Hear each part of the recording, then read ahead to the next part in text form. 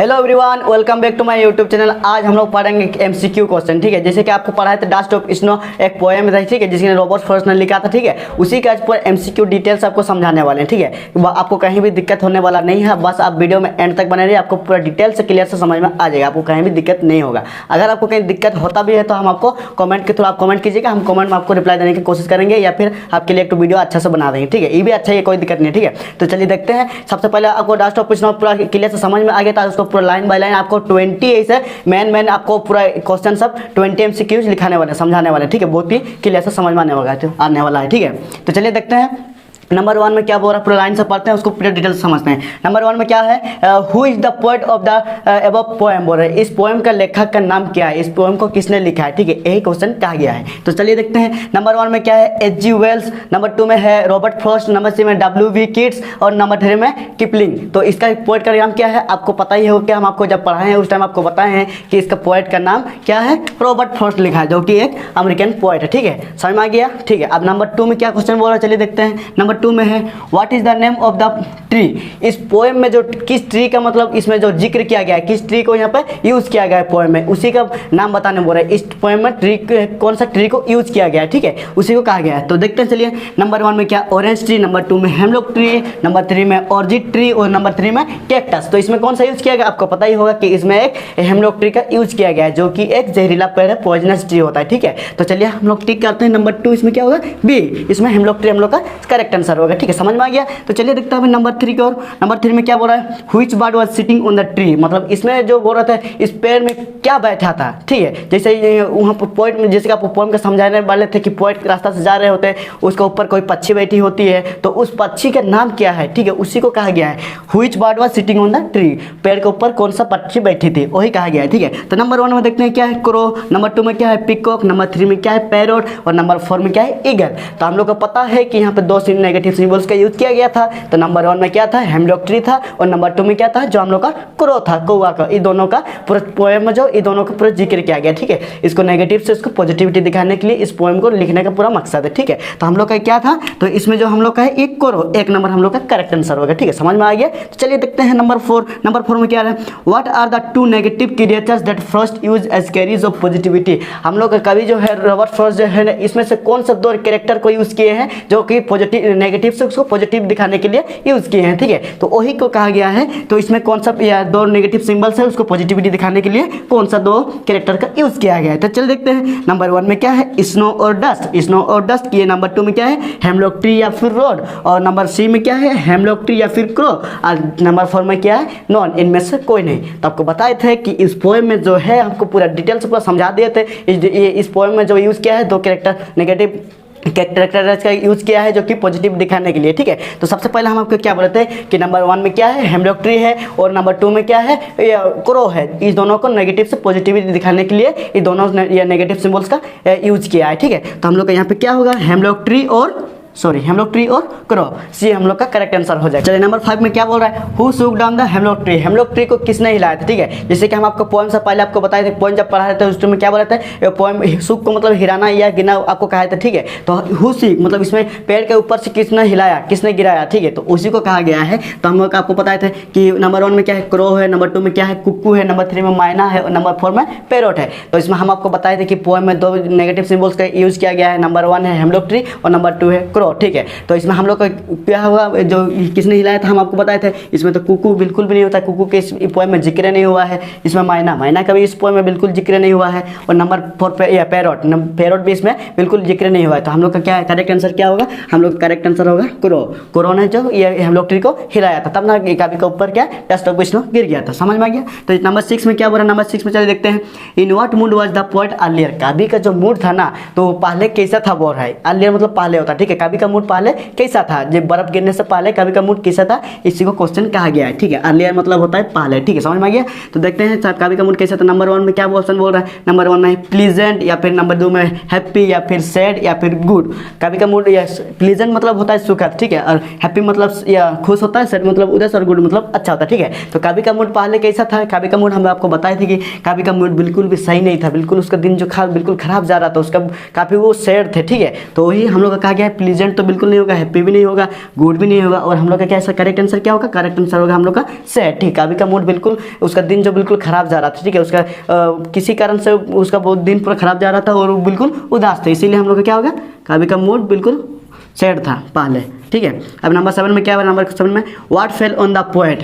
ये नंबर 7 में क्वेश्चन बोल रहा है what fell on the poet, कवि के ऊपर क्या गिरा, यही कहा गया है। ठीक है, चलिए देखते हैं कवि के ऊपर क्या गिरा था, dust of tree, dust of tree गिरा था, या फिर नंबर 2 में क्या बोल रहा है, डस्ट ऑफ स्नो, या फिर डस्ट ऑफ स्नो गिरा था, या फिर डस्ट ऑफ ट्रेन, या फिर डस्ट ऑफ रेन गिरा था, या फिर इसमें से कोई नहीं, नॉन। ठीक है, तो हम आपको जैसे बताए थे इसमें क्या हम लोग को चैप्टर का नाम है, हम लोग सॉरी पोएम का नाम है हम लोग का क्या, डस्ट ऑफ स्नो। तो आपको समझ में ही आता है कि इस पोएम के बारे में किसके बारे में जिक्र किया गया था, डस्ट ऑफ स्नो। हम लोग कवि के ऊपर क्या गिरा था, पेड़ के ऊपर डस्ट ऑफ स्नो था, और जैसे कोरोना उसको हिला दिया तो हम लोग कवि के ऊपर क्या, डस्ट ऑफ स्नो गिर जाता है। ठीक है, इसमें से हम लोग का करेक्ट आंसर होगा बी, डस्ट ऑफ स्नो। समझ में आ गया। तो चलिए देखते हैं नंबर 8। नंबर 8 में क्या बोल रहा है, नंबर 8 में बोल रहा है what was the effect of the fell off the dust of snow on the poet. ये क्वेश्चन नंबर 8 बोल रहा है कि कवि के जो डस्ट ऑफ स्नो गिरने से कवि के ऊपर क्या प्रभाव पड़ा, क्या इफेक्ट हुआ कवि के ऊपर। ठीक है, इसी को क्वेश्चन कहा गया है। तो नंबर 1 में देखते हैं क्या, चेंज हिज लक, उसके किस्मत को बदल दिया, या फिर नंबर बी में क्या, नंबर 2 में क्या बोल रहा है, चेंज हिज मूड, या फिर उसका मूड को ही बदल दिया। ठीक है, और नंबर 3 में क्या है, चेंज हिज जॉब, या फिर उसका जॉब को ही बदल दिया। ठीक है, और नंबर डी में क्या है, नॉन ऑफ, इनमें से कोई नहीं। ठीक है, तो हम लोग आपको क्या बताते हैं, कवि का मूड बिल्कुल या पहले या पोएम से पहले मतलब बिल्कुल कवि का मूड बिल्कुल दिन खराब जा रहा था, उसका मूड बिल्कुल सही नहीं था, या सैड मूड में था। तो जैसे ही डस्ट ऑफ स्नो कवि के ऊपर गिर जाता है तो उसका मूड बिल्कुल चेंज हो जाता है। तो क्या होगा यहाँ पे हम लोग का करेक्ट आंसर होगा बी, चेंज हिज मूड। उसका जो मूड था, सैड मूड था, वो बिल्कुल चेंज हो गया, उसको क्या, यही हम लोग का correct answer number B, change his mood. चलिए हम साइड हो जाते हैं, आप इसको स्क्रीनशॉट लेके आपका नोट कर लीजिएगा। ठीक है, चलिए नेक्स्ट क्वेश्चन देखते हैं। नेक्स्ट क्वेश्चन क्या बोल रहे हैं हम लोग, नेक्स्ट क्वेश्चन बोल रहा है, देखिए नंबर 9 क्या बोल रहा है, the poet says open day I had read, what is the meaning of read. ठीक है, रीड का मतलब यहाँ पे क्या होगा वही बताया गया था, कि जिसका हमको आपको बताया था कि रीड का मतलब क्या होता है। रीड का मतलब होता है कि मतलब उस दिन के बारे में पछतावा करना। ठीक है, जैसे कि कभी जो थे उसका दिन अच्छा नहीं जा रहा था, उसका दिन खराब जा रहा था। ठीक है, तो कभी क्या करे, तो उस दिन के बारे में सोच रहे थे कि आज का दिन भी मेरा पूरा खराब जाएगा, ये उस दिन के बारे में सोच क्या अपने आप अफसोस कर रहे थे। ठीक है, उसी को बोलेंगे रीड। तो हेल्ड इन रिग्रेट हम लोग का यहाँ सही होगा, ना रीड होगा, ना कॉन्कर होगा, ना रूइन होगा, इसमें से कोई सच या सही नहीं होगा। हम लोग का जो इसमें है क्या, हेल्ड इन रिग्रेट। रिग्रेट का मतलब पछतावा, कभी जो थे उस दिन के बारे में पछतावा कर रहे थे, उस दिन के बारे में पछतावा कर रहे थे, इसीलिए रीड का मतलब हेल्ड इन रिग्रेट, ये हम लोग का सही होगा। ठीक है, तो आपको समझ में आएगा। चलिए नेक्स्ट क्वेश्चन देखते हैं। नेक्स्ट क्वेश्चन क्या बोल रहा है, नेक्स्ट क्वेश्चन बोल रहा है the crow and hemlock tree symbolise, मतलब क्रो और हेमलॉक ट्री यहाँ क्या सिम्बलाइज करता है, वो इसी को बताया गया है। ठीक है, देखिए चलिए देखते हैं। नंबर 1 में क्या हो रहा है, नंबर 1 में सोरो है, नंबर बी में हैप्पीनेस है, नंबर सी में सेलिब्रेशन है, और नंबर डी में डेथ है। जैसे कि हम आपको बताए थे हेमलॉक ट्री को और क्रो को जो अच्छा नहीं माना जाता है, उसको सोरोफुल माना जाता है, उसको उदास माना, दुखी माना जाता है। ठीक है, तो हम आपको बताते हैं ऐसे कि नहीं, कौवा को ऐसे डेथ का सिंबल माना जाता है, लेकिन जब दोनों की बात करें, देखिए हेमलॉक ट्री और या क्रो भी है, दोनों को जब बात करेंगे तो हम लोग दोनों ही उदास का सिंबल माना जाता है। तो इसको क्या बोलेंगे, the crow and hemlock tree symbolise sorrow. हम लोग का ए नंबर हो गया सोरो। ठीक है, वो दोनों अच्छा नहीं माना जाता, इसीलिए इसका सोरो का सिंबल माना जाता है। ठीक है, अब देखते हैं 11 नंबर में क्या बोल रहा है, name the poetic device use in the line and save some part. ठीक है,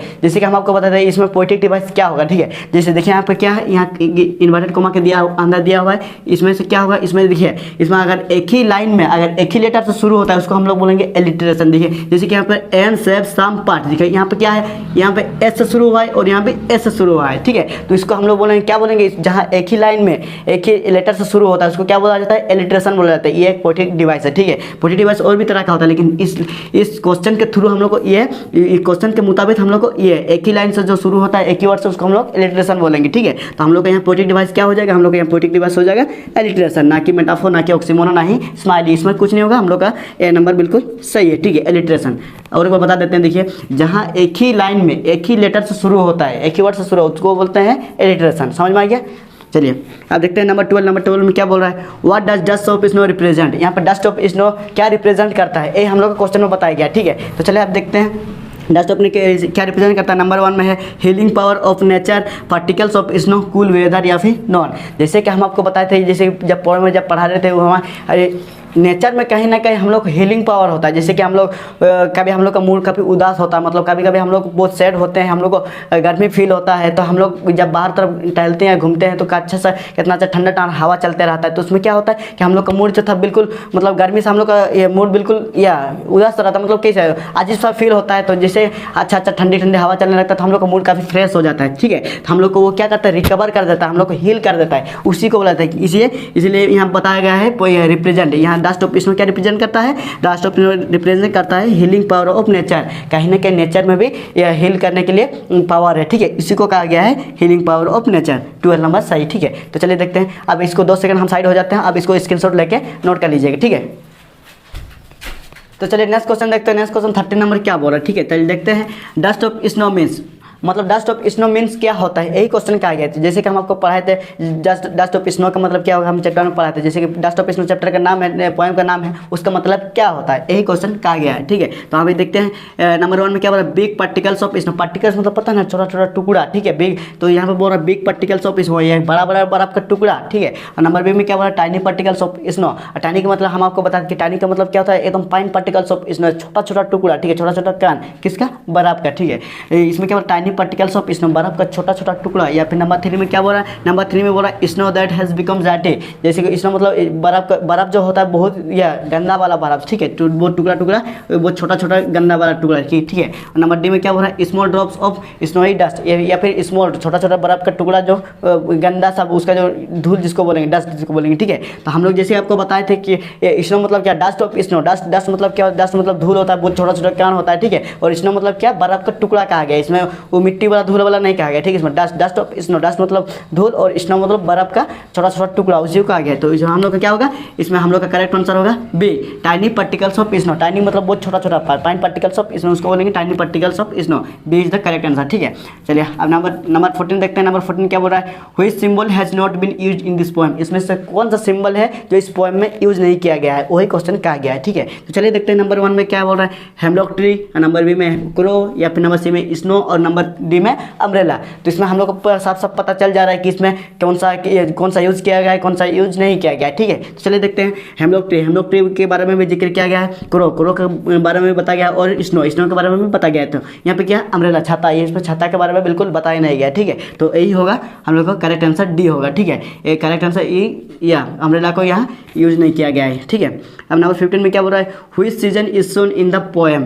इस पोएम को कौन सा सीजन में इसको दर्शाया गया है, ठीक है। जैसे कि देखिए गर्मी के सीजन में, समर सीजन में तो हम लोग का ऐसे बर्फ गिरता नहीं है, तो उसमें क्या, सर्दी के मौसम विंटर सीजन में हम लोग बर्फ जो गिरता है थोड़ा थोड़ा स्नोफॉल होता है, ठीक है।